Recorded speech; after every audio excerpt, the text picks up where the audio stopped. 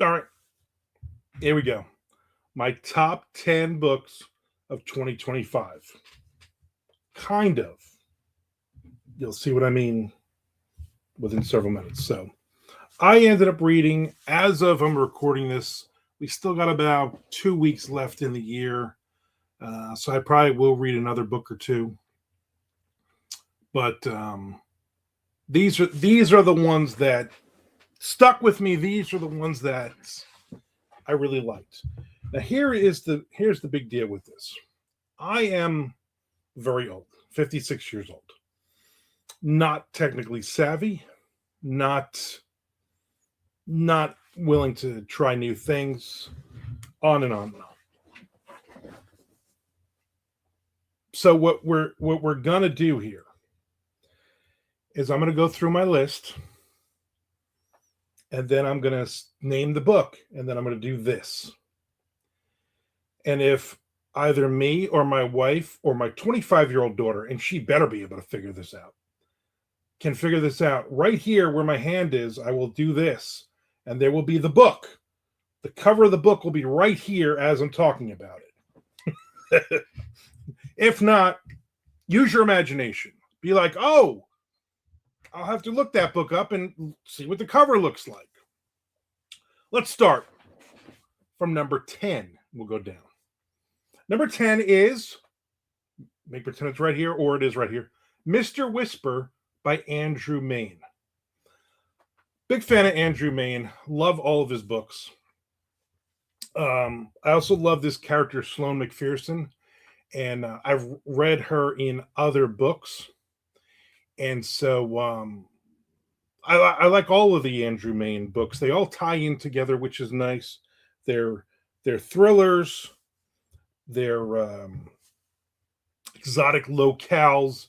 You know, Sloane McPherson is a diver, and so she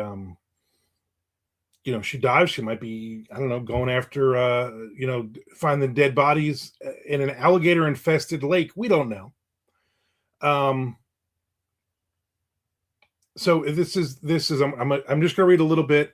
I've taken some notes.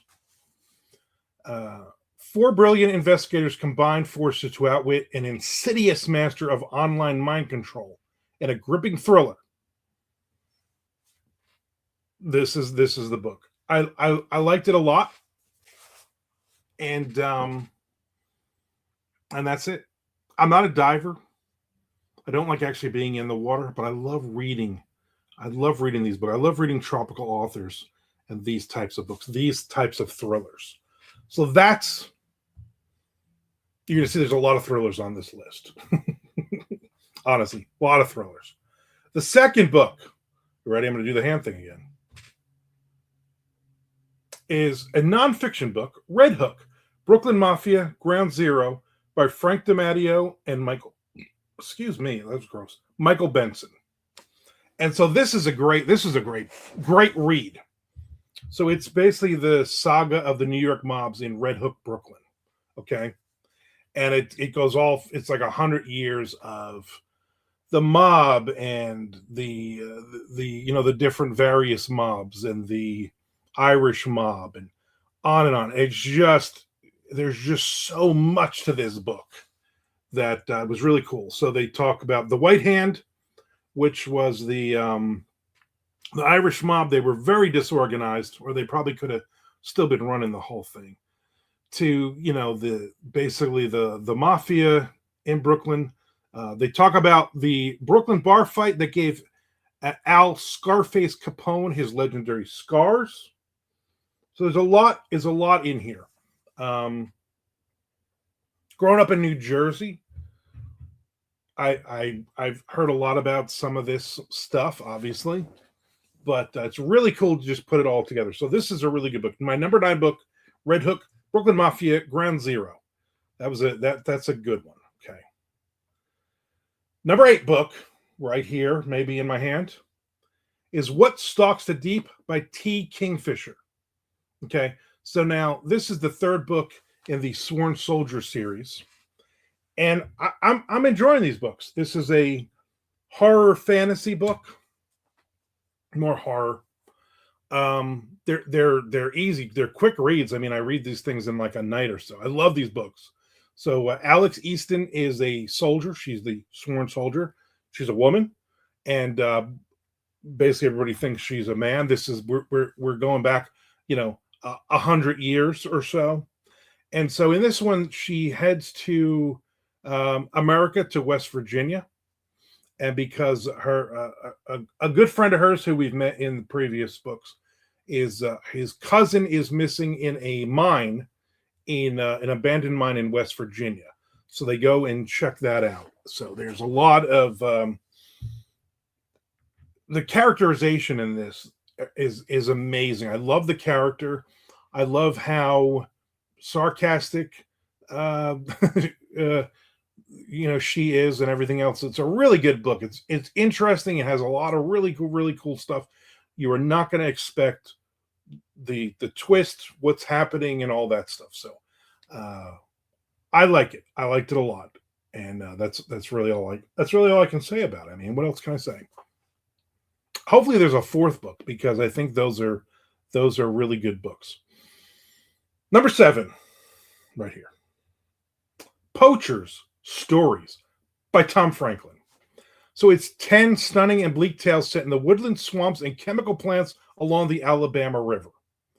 This is what I would call Southern Gothic noir, and I think it's just got some really great noir, dark stories, characters. I mean, these are all characters. They're just really good. They all kind of tie in,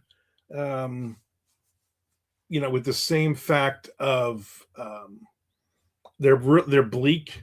There's really no happy ending here, and they are just really. They're almost like you're reading a nonfiction book about these people. It's almost like Tom Franklin knows these people, and he's just like, let me just sit down and take out a pad and a pencil and write their stories out. That's what this is. I mean, that's literally what this book is.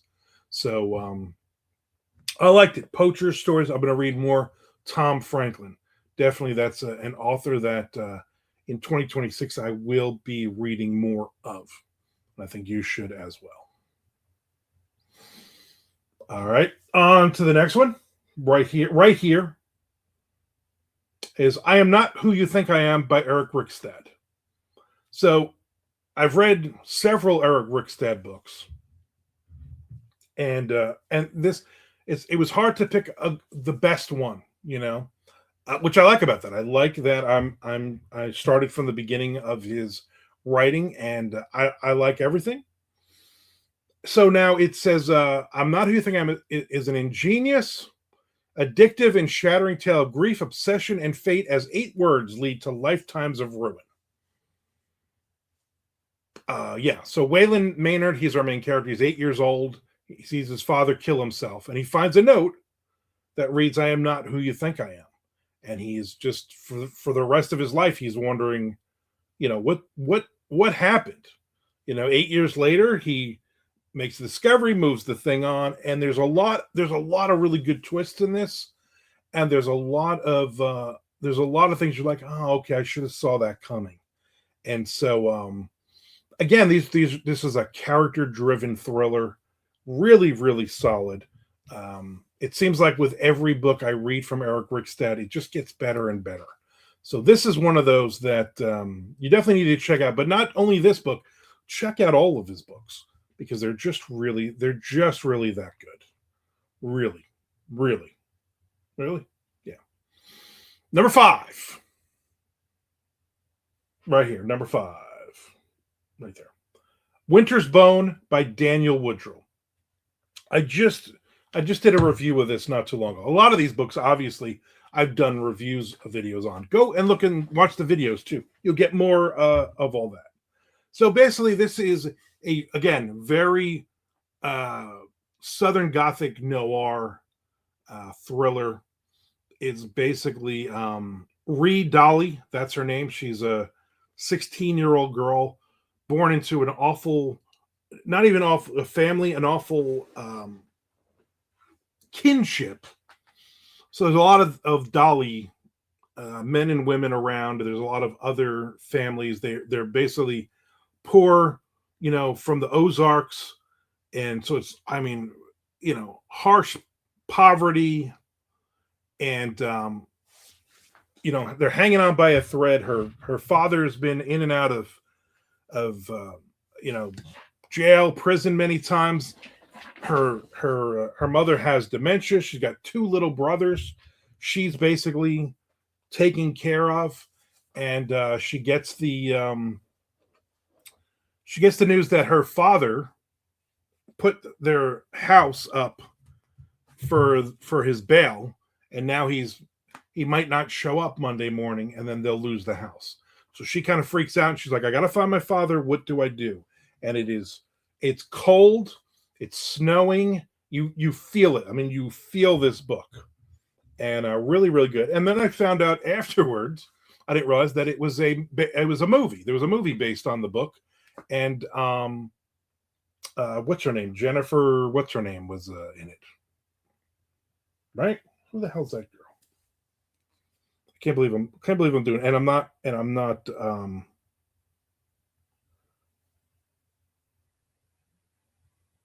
not gonna even Jennifer Lawrence. Can't believe I couldn't think of Jennifer Lawrence. I'm not editing that out either. Jennifer Lawrence. I haven't seen the movie. Everybody says it's great. Everybody says it's a wonderful movie. Got great ratings. So I will be checking that movie out. That movie came out in 2010. The book, I think, came out in 2004. But I think you can still rent or buy the movie. And I'm like, it's 15 years old. I'm cheap. But it might be worth something to get. So there it is. So it's really, and I had a person who commented on YouTube when I did their book review of Winter's Bone and said they basically grew up in that area, and it's very, very true. It is very, it's the book really, really helps show the poverty and the everything about the Ozarks in that area. So I thought that was pretty neat too, to somebody who obviously has been there.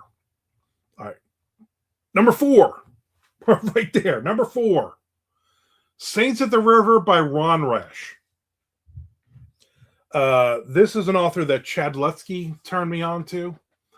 This is the second book that I've read from Ron Rash. I also believe it's his second book, if I'm not mistaken.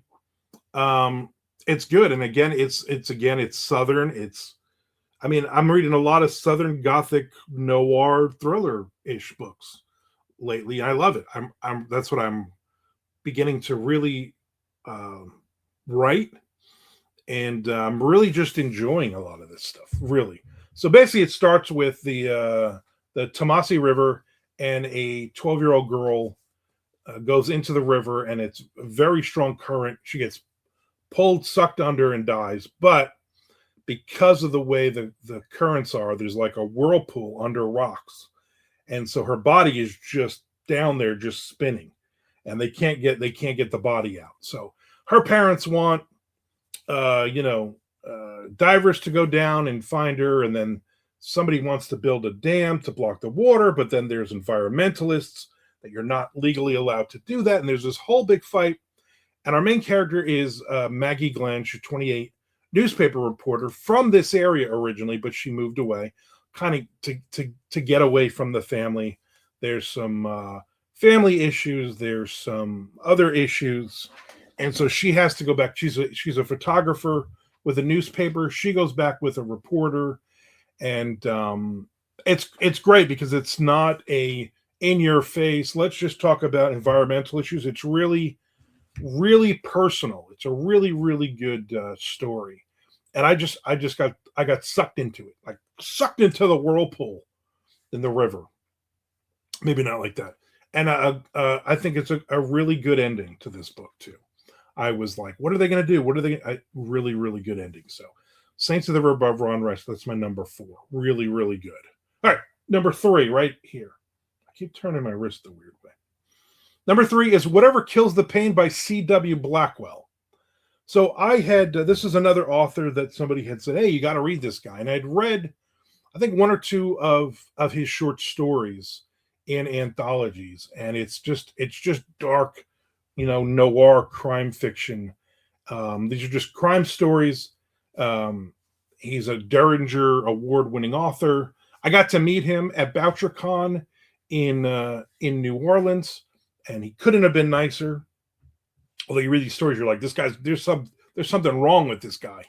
These stories are these stories are insane, but they're just the short stories in this are just amazing.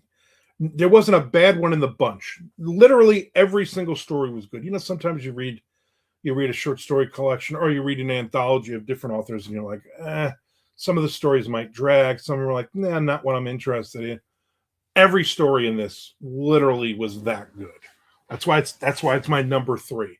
And it took me a while to come up with this list too. It was I was like, all right, let me figure out how many books I can still remember and I still love. And this obviously was the list. So whatever kills the pain by C.W. Blackwell. Check this guy out. He is really that good. Seriously, that good.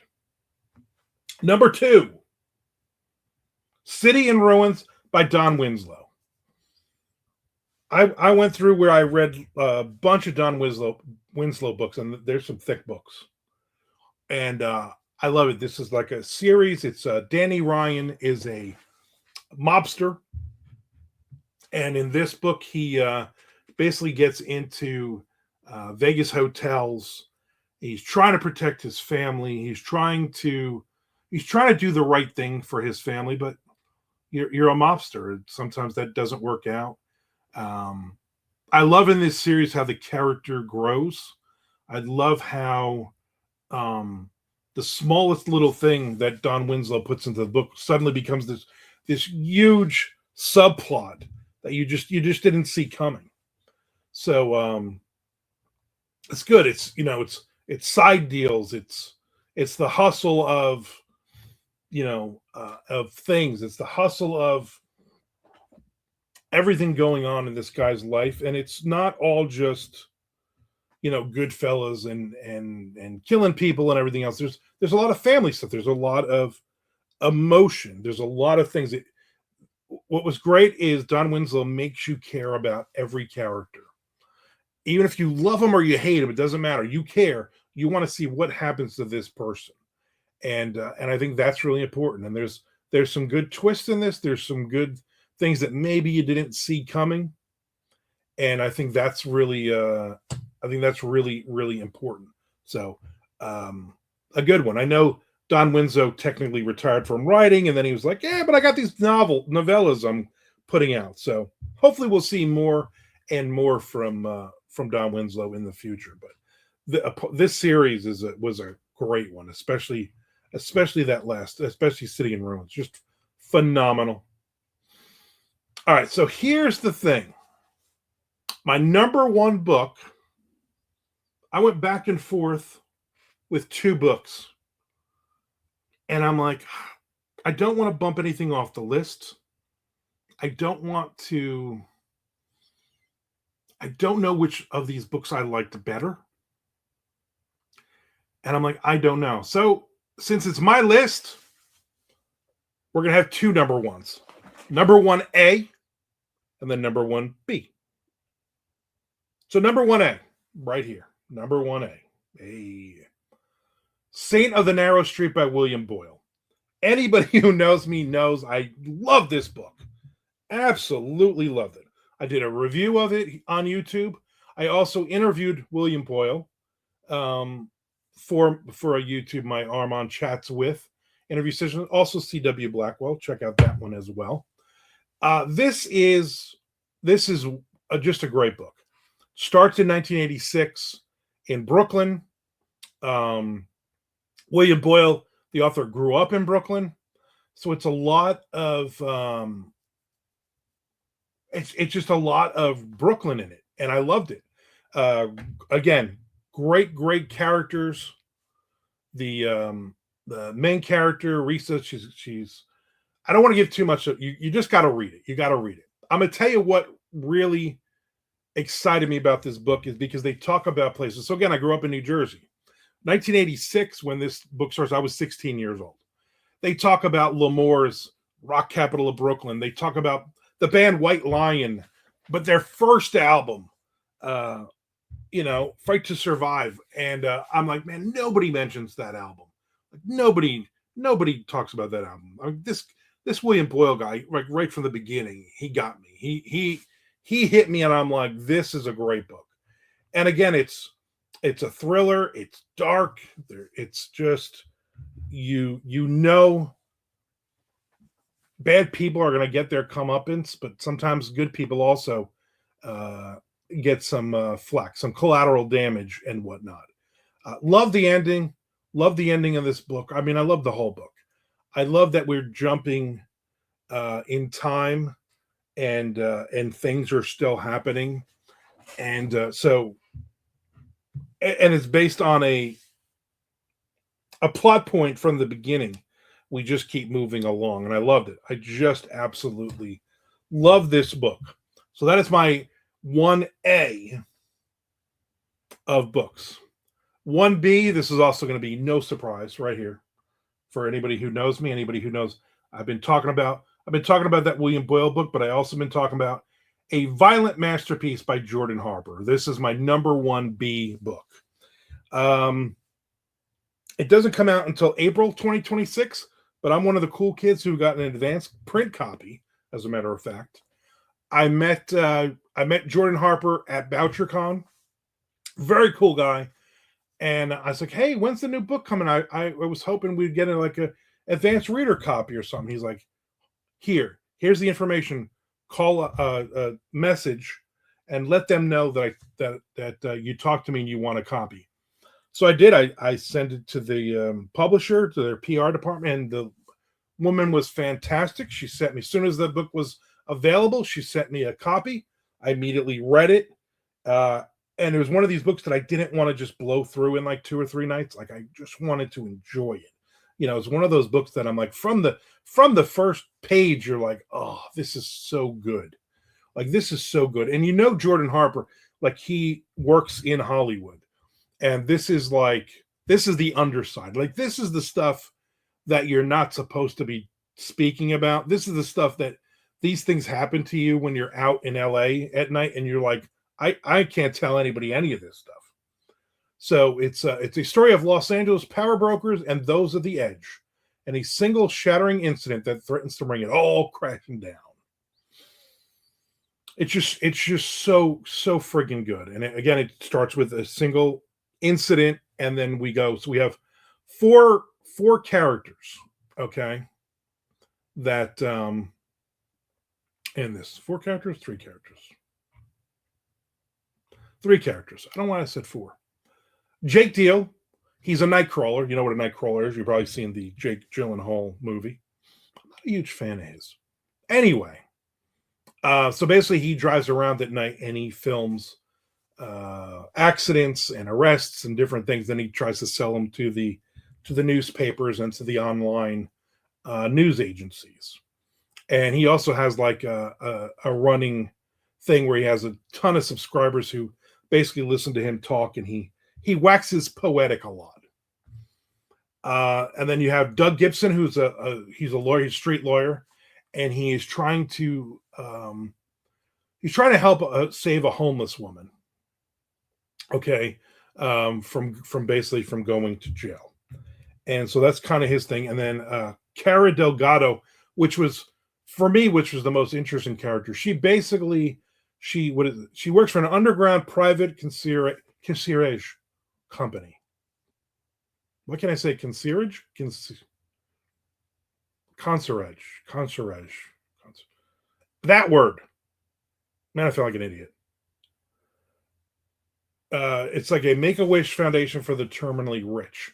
So she can get you women, she can get you drugs, she can get you anything you want. And she's in that world. So she's in that dark underbelly of Los Angeles. And so all 3 of them are looking at this incident from different angles. it's just real. It's just good. I mean, it's just every single page is like dripping with the dark side of things. And you're reading this, and I'm like, I know it's a book, but like a lot of this has to be based on something. Like these people exist out there. I think that's the crazy part is these three people exist. So I absolutely loved it. Love this book. The problem now is because I've read it several months in advance. Um, Now I got to wait till like 2027 probably for another another Jordan Harper book. That's the only bad thing on this, but absolutely absolutely love this book. And I knew as soon as I got it in the mail and I opened it up and I was like, oh my, read the back and I was like, oh, this is going to be just a monster of a book. And it was. So I try to take my time as much as possible reading it, handed it over to author Tom Duffy. He blew through it. He loved it too. And so there you go. There's my top 10 with an asterisk. I guess my top 11. If you want to get technical, there was 11 books here. But anyway, let me know what your top 10 is. I will put all the books, I will put a link to all of the books in the description, but I will put them in alphabetical order so you don't know what book is what. And hopefully then you haven't already counted and went, wait a minute, this is top 10 and there's 11 books in this list. What's going on here? I hope I don't get any of that. Let me know what your top 10. Let me know if you've read any of these books and you agree with that they are that good, or let me know, you know what, I didn't like that all that much. I thought that book was mid. That's what me and the other young kids, we say mid. I think I used that correctly. Concierge. I don't know why I can't say that word. I'll just say it in French. Concierge, and then we're done. Anyway, thank you very much. I appreciate if you would. Obviously, I'm glad if you watch this to the end, and I also hope you hit the subscribe button and watch some of my other videos too, because they are really all really life changing and good.